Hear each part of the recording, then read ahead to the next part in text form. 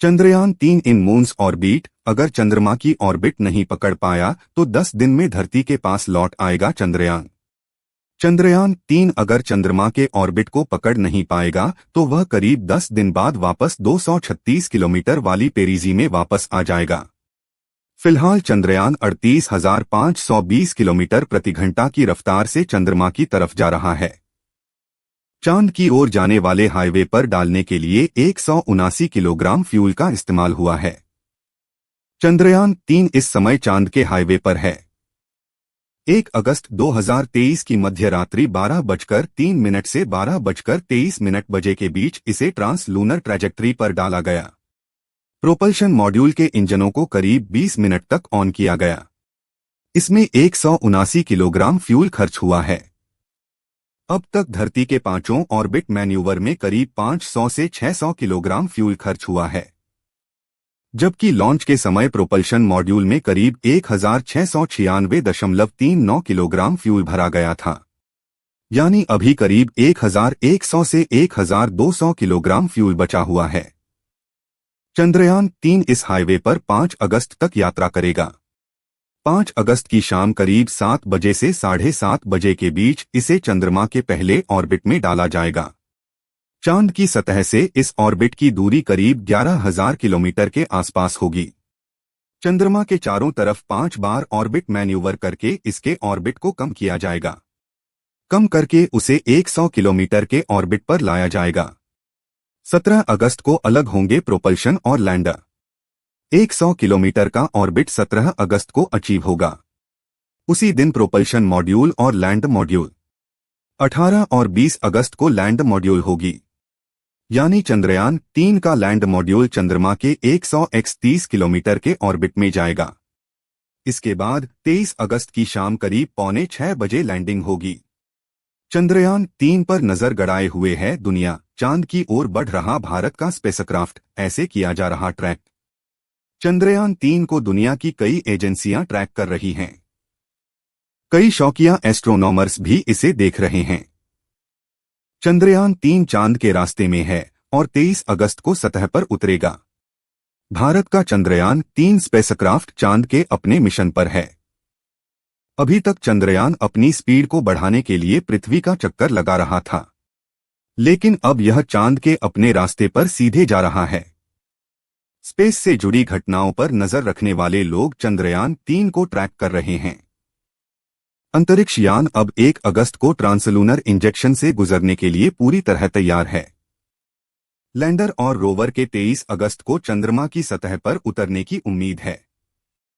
वहीं propulsion module communication के लिए चंद्रमा की कक्षा में रहेगा और पृथ्वी पर वापस डेटा भेजेगा। 20 जुलाई को चंद्रयान-3 ने अपना चौथा ऑर्बिट मैन्यूवर पूरा किया। इसके बाद जर्मनी स्थित अमेचर शौकिया रेडियो सैटेलाइट अमसद्दीएल ने jet propulsion laboratory Horizons data का उपयोग करके अंतरिक्ष यान को ट्रैक किया। स्कॉट टिली, जो खुद को एक शौकिया खगोलशास्त्री बताते हैं, का कहना है कि वह चंद्रयान को ट्रैक कर रहे हैं। 2018 में वह स्टारलिंक के जुमा सैटेलाइट डॉपलर शिफ्ट डेटा का इस्तेमाल करके ट्रैक कर रहे थे। बाद में उन्होंने एक अन्य चीज को भी देखा। आगे विश्लेषण करने पर उन्होंने पाया कि यह नासा का एक पुराना स्पेस मिशन है। 2005 में इसका लॉन्चिंग स्टेशन से संपर्क टूट गया था। इसके बाद उन्होंने नासा के वैज्ञानिकों को मेल भेजा, जिसके बाद उन्हें नागरिक वैज्ञानिक की उपाधि मिली। डॉपलर इफेक्ट एक सैटेलाइट के आगे पीछे होने पर उसके फ्रीक्वेंसी में बदलाव को दिखाता है। इससे उसकी दूरी की गणना करना आसान होता है। वह चंद्रयान-3 की लेटेस्ट स्थिति का आकलन करने के लिए डॉपलर फ्रीक्वेंसी के डेटा का इस्तेमाल करते हैं और फिर एक ग्राफ पर इसका एक कर्व बनाया। Indraprastha institute of information technology ने चंद्रयान की कक्षीय स्थिति पर आसानी से निगरानी करने के लिए चंद्रयान-3 के टीएलए डेटा को भी शामिल किया है। हालांकि पोर्टल पर यह डेटा मैनुअल तरीके से दर्ज किया जाता है। पोलैंड की रोटस दूरबीन ने भी इसे देखा था। इसके अलावा इसरो ने चंद्रयान पर पूरी तरह से नजर रखने के लिए नासा और यूरोपियन स्पेस एजेंसी के ग्राउंड डेटा का भी इस्तेमाल किया है। चंद्रयान-3 फिलहाल पृथ्वी के चक्कर काट रहा है। मंगलवार 25 जुलाई को 5वें मैनूवर के बाद यह आखिरी कक्षा में पहुंच गया। इसरो के अनुसार चंद्रयान 3 के 1,27609 किलोमीटर x 236 किलोमीटर ऑर्बिट में पहुंचने की उम्मीद है। ट्रांसलूनर इंजेक्शन TLI में अगली फायरिंग 1 अगस्त 2023 को रात 12 बजे से 1 बजे के बीच तय की गई है। धरती की कक्षा में 5वें मैनूवर को बेंगलुरु के ISRO telemetry tracking and command network ISTRAC में बैठे वैज्ञानिक अंजाम दिया गया। 1 अगस्त की रात को चंद्रयान 3 के पृथ्वी की कक्षा से निकलकर चांद की ओर रवाना होने की उम्मीद है।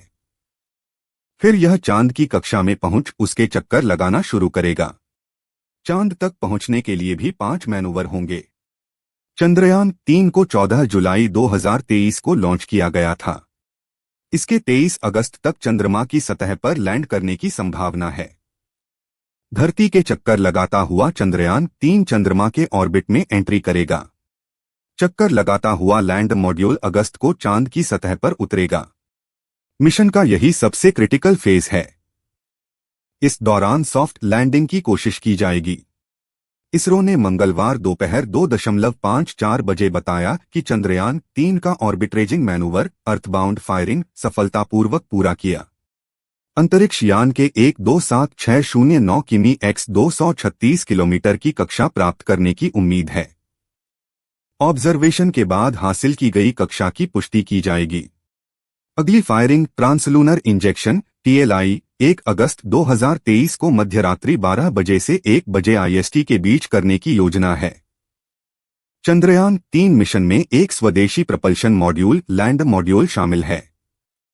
मिशन में चंद्रमा की कक्षा तक पहुंचना, लैंडर का उपयोग करके चंद्रमा की सतह पर सॉफ्ट लैंडिंग करना और चंद्रमा की सतह का अध्ययन करने के लिए लैंडर से एक रोवर का निकलना और फिर इसका चंद्रमा की सतह पर घूमना शामिल है। चंद्रयान 3 भारतीय अंतरिक्ष अनुसंधान संगठन इसरो द्वारा नियोजित तीसरा चंद्र अन्वेषण मिशन है। चंद्रयान 2 के बाद सॉफ्ट लैंडिंग गाइडेंस में आखिरी मिनट की गड़बड़ी के कारण लैंडर के सॉफ्ट लैंडिंग सफल ऑर्बिटल इंसर्शन के बाद विफल कर दिया गया था। सॉफ्ट लैंडिंग को प्रदर्शित करने के लिए एक और चंद्र मिशन प्रस्तावित किया गया था। चंद्रयान 2 का mission repeat mission of Chandrayaan 2, लेकिन इसमें चंद्रयान 2 की तरह ही एक लैंडर और रोवर शामिल होगा। इसमें कोई ऑर्बिटर नहीं होगा। अंतरिक्ष यान को 2023 में प्रक्षेपित करने की योजना है। अंतरिक्ष यान के प्रक्षेपण के लिए रॉकेट तैयार है और मॉड्यूल की प्रतीक्षा बनाया जा रहा है। Chandrayaan will launch in 2023।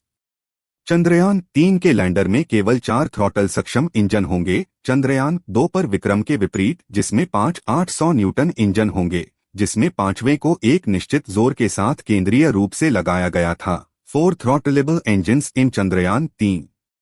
इसके अतिरिक्त चंद्रयान 3 लैंडर एक लेजर डॉपलर वेलोसीमीटर LDV से लैस होगा।